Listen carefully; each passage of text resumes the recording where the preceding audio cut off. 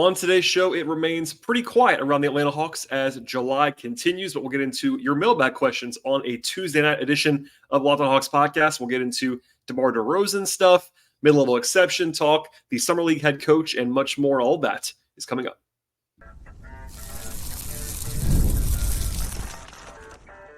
You are Locked On Hawks, your daily Atlanta Hawks podcast, part of the Locked On Podcast Network. Your team every day. Hello, friends. Welcome to episode 1756 of the Locked On Hawks podcast. I am your host, Brad Rowland, coming to you on a Tuesday evening, deep into the night here into Wednesday. It is early July still, and today's podcast is brought to you by the folks at the Gametime app. Download the Gametime app right now, create an account, and use promo code LOCKEDONNBA for $20 off your first purchase. Terms apply. I also want to encourage you at the top of the podcast to make us your first listen each and every day here at Locked On Hawks. Please go ahead and subscribe to this podcast and check us out each and every day. First listen. It's a great place to kind of start your day with the Atlanta Hawks, and you can find us on Apple Podcasts and Spotify, Overcast if you are watching on YouTube. First of all, thank you for being here. Second of all, please like the episode. Also subscribe on that podcast platform. I'd very much appreciate it to help us grow the podcast. It has been pretty quiet in Hawks land in recent days. Of course, there was a blockbuster trade only a few days ago, so relative quiet compared to some parts of the offseason for sure. But it's Tuesday evening, July 2nd, heading into July 3rd as I'm recording this podcast, and nothing has happened since Friday night. And I know folks are starting to get itchy with regard to stuff that has to happen on this Hawks roster. As a plug, I did a show on Sunday night. I did a show on Monday night. It's been very busy, as it always is in this podcast space, plus all the DeJounte Murray coverage, all the draft coverage around Reese Shea. Subscribe to the podcast for sure and listen to previous episodes. But if you're caught up, today's podcast is mostly going to be a little bit of a shorter episode because I'm kind of in between. You're trying to figure out what's going on. I want to oversell all that stuff too. I have guests lined up, but I don't want to have them on yet, etc. But I have some mailbag questions to get to on today's podcast and a little bit of a shorter episode as a result of that. But we'll just dive right in to your mailbag questions. By the way, if you want to send questions in ever, you can go ahead and do that on Twitter/X. The show account is Locked On Hawks. I am at BT Rowland. Also, you can email questions in if you'd like to, lockedonhawks@gmail.com. And if you want to leave a 5-star review on Apple, there's also a place there to leave a question. We can get to those as well. I won't get to all of them ever, but I do have a nice stockpile, but always looking for more questions, especially as the offseason continues, especially when we get to like August and September when there isn't much going on around the NBA. All right. Question 1 comes from Graham, who says, could the Hawks sign DeMar DeRozan? He's number 2 behind LeBron on a couple of lists of free agents that I see are still available. Also, what about Zach LaVine? So there was a lot of DeRozan talk today on Twitter. If you are on that platform, or if you're not, I'll tell you. There was a lot of DeRozan talk. I'll say this. There was not a report of any kind publicly about DeRozan and the Hawks. It's more like hypotheticals that people are talking about. Here's the thing. There are not very many guys who are prominent names who are still free agents. And that's probably a lot of what this is. But I got a lot of questions about DeRozan, a couple about him in particular, a couple more about players that won't sign for the mid-level for the Hawks. After I talked about on yesterday's show, lots of mid-level talk about free agents and focus on the ones that could be available for the mid-level or below, but didn't name DeRozan, didn't name Miles Bridges, didn't name LeBron, for instance. And part of that is that the biggest weapon the Hawks have to realistically sign a free agent is the mid-level. And no one thinks that the Hawks are going to get someone like DeRozan or Miles Bridges with the mid-level. But to answer the question plainly, yes, the Hawks could acquire someone like DeRozan or DeRozan in particular, but it would have to be a sign and trade almost certainly because the Hawks don't have any real pathway that's logical to cap space. It'd be really hard to do that. So yes, a sign and trade would work for the Hawks and the Bulls. They'd be hard capped then, but the Hawks wouldn't probably want to be hard capped. They wouldn't mind being hard capped. And the Bulls, it seems like, are kind of out of the DeMar business at this point in time. So the asking price could be relatively low for him. At the time of this podcast, I know I said it before, but just to make this very, very clear, there are really only 2 free agents available who are, I would say, likely to get more than mid-level in year 1, and that is DeRozan and Miles Bridges. I'd be fairly surprised if Miles Bridges was an option for the Hawks. I won't say it's impossible, but I'd be surprised. And the question was about DeRozan anyway, but we just want to note that. Yes, LeBron is technically available. He has not agreed to his contract, but everyone kind of assumes and knows he's going back to the Lakers. So beyond that, everybody else is kind of mid-level or lower that's still available in free agency right now. But the Hawks can't just offer DeMar whatever he wants. They have to actually do a sign and trade here. They don't have cap space. All that stuff is, CBA important. Of note, the Hawks do have matching salary they could send out to Chicago in the form of Capella or Hunter or who knows what the Bulls might want, but it is at least feasible from that standpoint. I'd mentioned this, that it would matter a lot to me if I'm the Hawks what a deal looks like, because you're not trading for a player who has a contract. You are negotiating with DeRozan on a contract that you were going to pay him, and then you have to go to the Bulls and also do a trade. So what you don't want to do, this is pretty obvious, but what you don't want to do is pay DeRozan a bunch of money that's probably too much money and then have to trade for him. The Bulls, I don't think it's going to be a huge asking price because they're going to probably let him go, but they're going to want something of value, whether it's draft compensation or a young player, whatever, or a guy and maybe Hunter that they like. Who knows? But DeRozan's going to be 35 pretty soon. He's really good. That's worth noting. I'm not a young guy by any means. And the Hawks have these, I will call them self-inflicted financial constraints, where the entire league is kind of rolling their eyes at the Hawks paying the tax ever at this point in time. Eventually, I think that will probably change, but who knows when it's going to be. Not this year, probably. So they're navigating that, and that's why it matters what the money side looks like. And one note here is that DeRozan does not really have a huge market that I can see right now in free agency. The Bulls are, again, seemingly out of this when it comes to anything.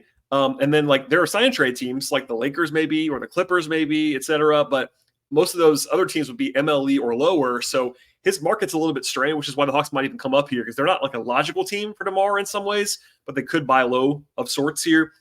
There are basketball questions with DeMar DeRozan in Atlanta. I'm not going to poo-poo it, but the lack of perimeter shooting for DeMar might be a challenge in Atlanta. You would want more of a bomber in that role, especially because the Hawks still have Jalen Johnson, who's an okay shooter, but isn't a great one, and a center who's not a knockdown guy either. So having those three guys together, not the best shooting-wise. Also, DeMar's just an okay defender.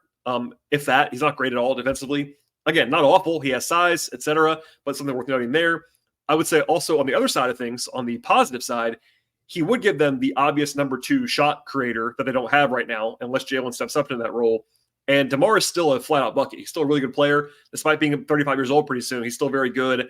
I know my guy Glenn Willis talked about this a little bit on Twitter today. Went through some stats and some video on DeMar and how it might work, and how actually I think Glenn made a pretty good case for that. The shooting is, again, a question, but I think he can kind of attack seams and all this stuff. We'll do more of a scout if we need to later on, but I think it could work with the Hawks. And again, it would matter a lot to me what the contract might look like, what was going out as well. Whether it's like, if it's just Capella or if it's just Hunter and a little bit of a sweetener, then yeah, that's interesting to me. If the contract is not absorbent for DeRozan again, because again, he is 35 years old, etc. So there's the answer on DeMar. It's kind of short. They could do it. It would take a sign and trade. And I haven't heard that it's going to happen, but certainly haven't heard it ruled out either. So there you go on that as of Tuesday night. Quickly on LaVine, this will be very fast. I will get into this more if it comes up in any serious discussion that I've had, but his contract's probably not going to be palatable for the Hawks. And I'm not saying that for me. I'm saying if you look at the Hawks structure long-term, and again, their self-inflicted cap restraints, tax restraints, it would be very hard for the Hawks 2 years from now to have Trey, LaVine, and Jalen Johnson plus the rest of a team. Because Jalen's going to get a lot of money. LaVine's making like $45 million. Like, it's a max contract. Trey's making a max contract. Like, it's hard to do that and not pay the tax. So if they change their ways, sure. And yeah, there's a way to actually do it right now. If the Hawks were to send as the salary ballast Capella and Hunter, that's actually about what LaVine makes. The problem is, beyond this year, Capella's about to expire. So you go from having that come off your books when Jalen's going to get paid to having 20 extra million on your books compared to what Hunter's making, et cetera. Plus, you get into the fact that LaVine is quite good when he is healthy, but he had kind of a lost season this year, and he's not a great defender, to say the least. So offensively, it would be great. Speaks for itself, but we'll have more on that later. But I think with the combination of the contract and the injury, I kind of doubt it, but I'm not ruling it out either. And yeah, in a vacuum, his offense would work very well with Trey. I think it always would have. Defensively, not so much. But anyway, we'll get to that later on if we need to. If there's any buzz at all, I will bring it up again. But I think that the DeRozan thing is probably more interesting because DeRozan, you might be able to get DeRozan on a reasonable contract, whereas LaVine's contract, even if you liked LaVine, he is obviously overpaid on his current deal, and the league is certainly saying that right now. The Bulls have been trying to trade LaVine for about a year and a half, and they just can't do it because it's a bad contract and it's quite long, and you throw in the injuries, all that stuff. So good player, but I wouldn't be knocking down the Bulls' door to get him on the contract that he has, especially as the Hawks and given where they are financially. All right, we'll have more coming up in a second when it comes to the Lakers pick. I got a question about that later on in the show. We'll get into some free agent stuff that the Hawks could have done and didn't do. For instance, the summer league coach has been named by the Hawks, and then of course at the end of the podcast, a little bit of the what's coming up next for Atlanta. But first, a word from our partners on today's podcast. Today's show is brought to you by Gametime, and Gametime is an authorized ticket marketplace of the NBA and Major League Baseball. Gametime is also a fantastic option for basketball tickets, baseball tickets, etc., and it's faster and easier with last-minute deals, all-in prices, views from receipts, and the lowest possible price guarantee with Gametime. That makes them a great option across the board, make things easy for you as well when you're trying to buy tickets. I've been using Gametime for a long time now. It's come in handy for me at Braves games and Falcons games, as well as shows and concerts across Atlanta and the country. You save big when buying last-minute tickets to sports, concerts, comedy, theater, and much more. They have flash deals where you can actually save a ton of money and save even more when you choose a section. Actually let them choose the tickets for you inside that section. There's also an awesome feature that I really enjoy when you can actually toggle to show the total up front with no surprise fees when you get to the checkout screen at the very end of the process, and get a panoramic view of your seats in the app before you buy them. You're getting the lowest possible price guarantee as well at Gametime. Take all of the guesswork out of buying tickets with the folks at the Gametime app. Download the Gametime app right now, create an account, and use promo code LOCKEDONNBA for $20 off your first purchase. Terms apply. Again, create that account and redeem that promo code LOCKEDONNBA for $20 off your first purchase with Gametime. Download the Gametime app today. Last minute tickets, lowest price guaranteed. All right, a question from Roy, who says, should we feel better as the Hawks about the Lakers pick now than when we did when the Hawks made the Murray trade a few days ago? So interesting question here. Obviously, this is very fluid. Everything right now is very fluid. The first answer I gave about DeRozan, very fluid. So listen to this podcast on Wednesday. Stuff could have changed. Keep that in mind. But as I'm answering the question, the answer is probably yes. I think it's a little bit better right now than it was then for a couple of key reasons here. Number one, I already like the value of the pick. It's unprotected in 2025 in a pretty loaded draft. It seems like people that I trust who are already more advanced on that class than I am are liking that class quite a bit, both for top-end talent and for depth. And the Hawks were already going to be rooting against the Lakers all season long. That's just the nature of the beast. Both, they kind of need the Kings to make the playoffs and the Lakers not to make the playoffs is the two broad rooting interests for the Hawks coming into the year. But I think it's a little bit better now because there was at least a chance of some big splash from LA, or even a more modest ad like Klay Thompson, current value Klay Thompson, that was reportedly out there. But again, as of Tuesday night, the Lakers have been pretty quiet at this point. Now, they still could. It is still very early. I know it doesn't feel like it for Hawks fans, but it's still very early in the process for a lot of teams. But they've done nothing so far other than just keep Max Christie on a 4-year deal, which I like for them, but it's not going to change your life a ton in this next season for the Lakers. By the way, they've been also linked to DeMar DeRozan, who the Hawks might be.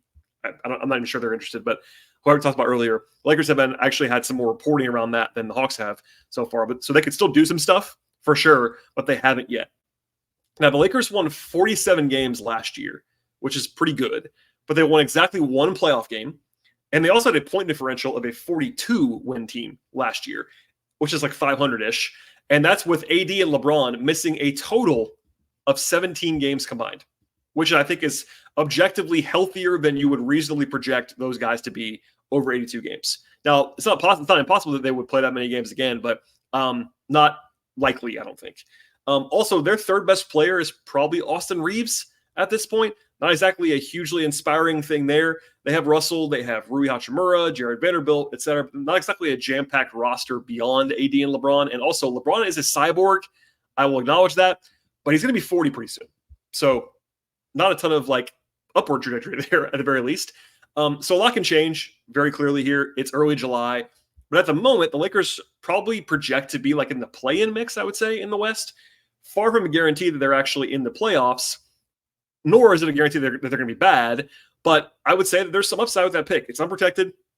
If they get in the play-in or miss the playoffs, something happens to LeBron, that's not a very good team, broadly speaking. So they finished 8th in the West last year. I think some teams that finished ahead of them are different now, like the Clippers, for instance. But there's teams like the teams that were actually behind them, like the Kings and the Rockets and the Grizzlies, even the Spurs, who could jump up a lot this year. So the West is a gauntlet, and that does not mean that the Lakers are going to be bad, but there's not a great team on paper right now in LA, I would say.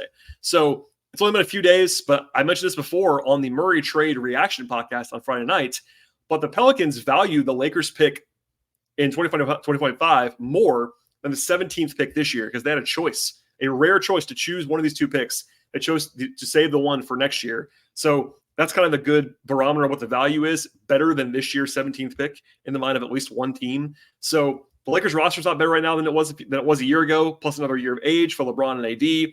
It could all change, but as of, again, Tuesday night, I think you feel pretty good about it, I think, if you're the Hawks, and I think you feel a little bit better about it than you did 3 or 4 days ago, even if that's kind of a small sample size.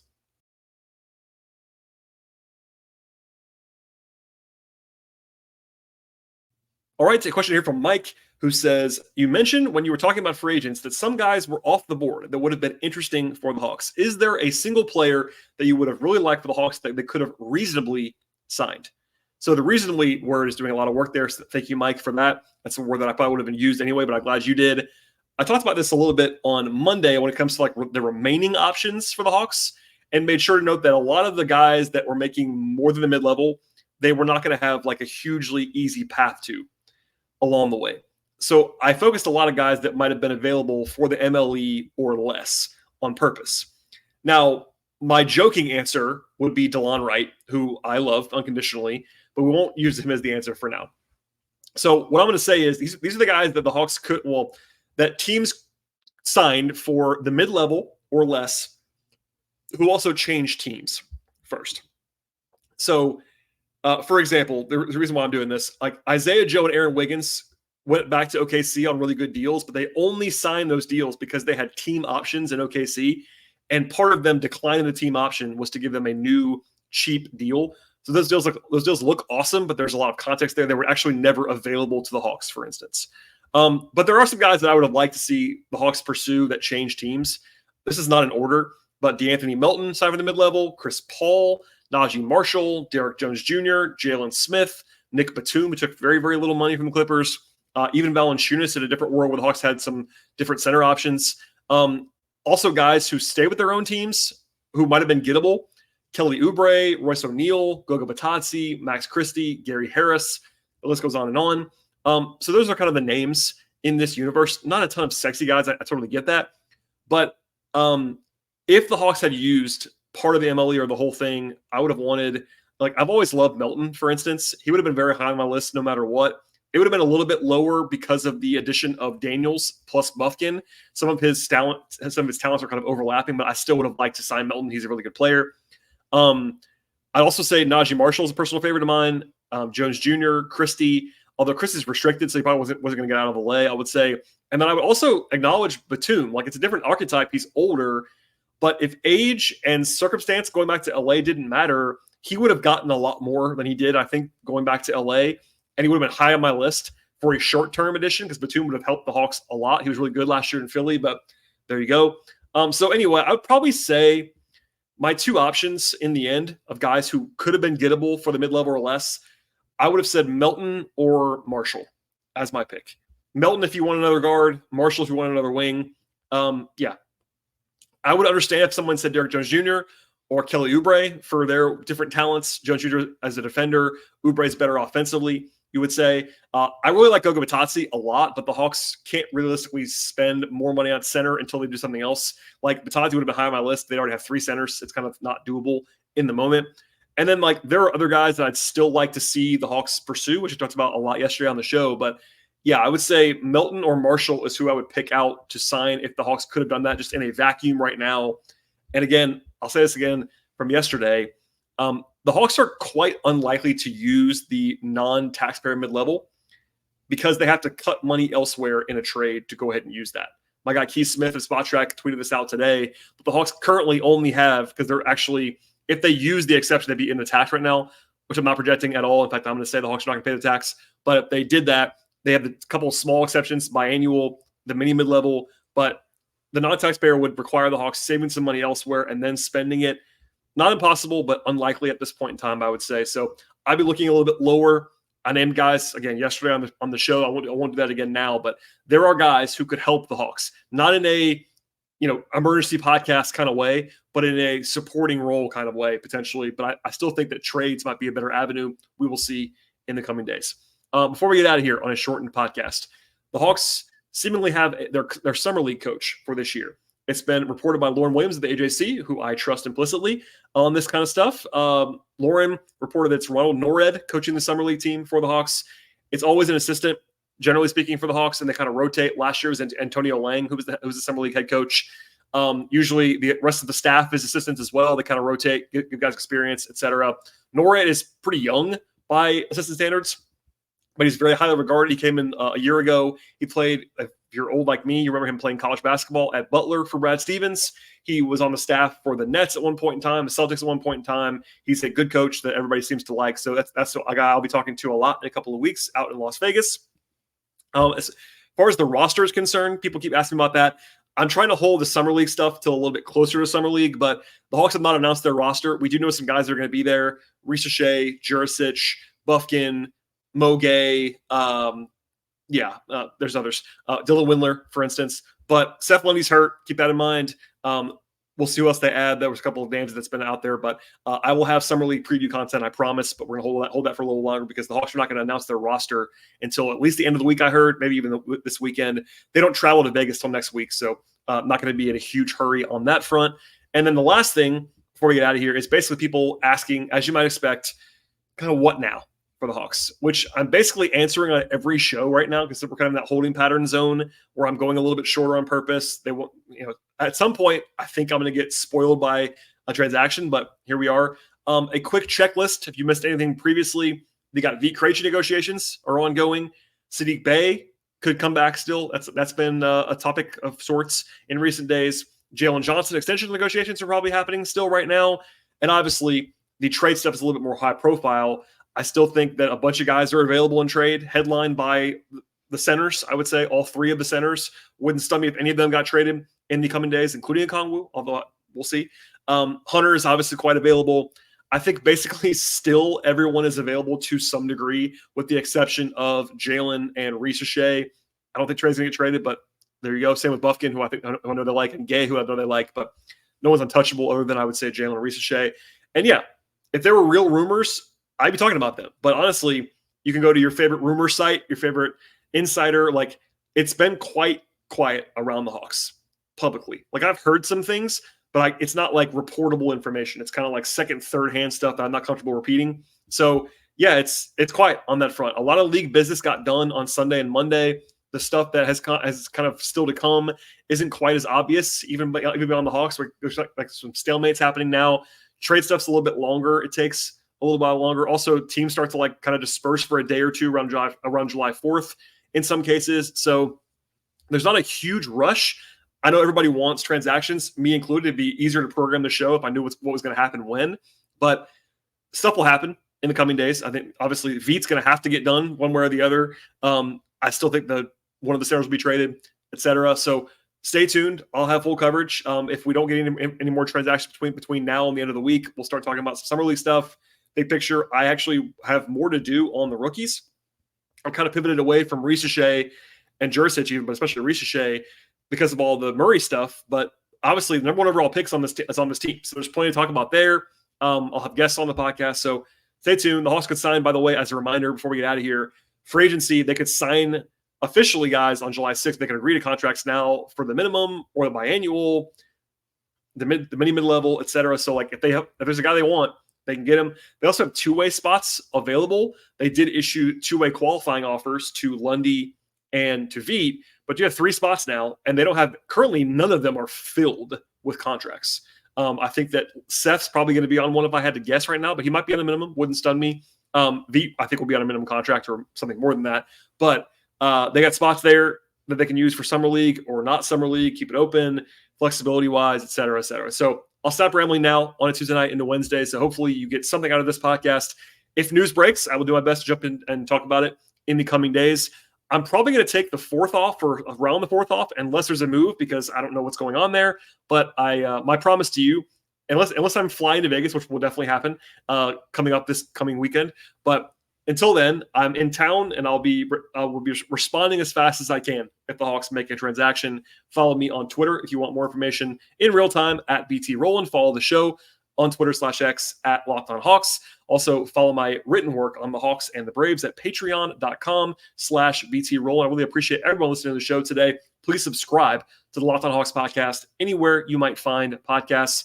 Apple, Spotify, Overcast. We're also on YouTube. And if you're watching still at this point, thank you for being here.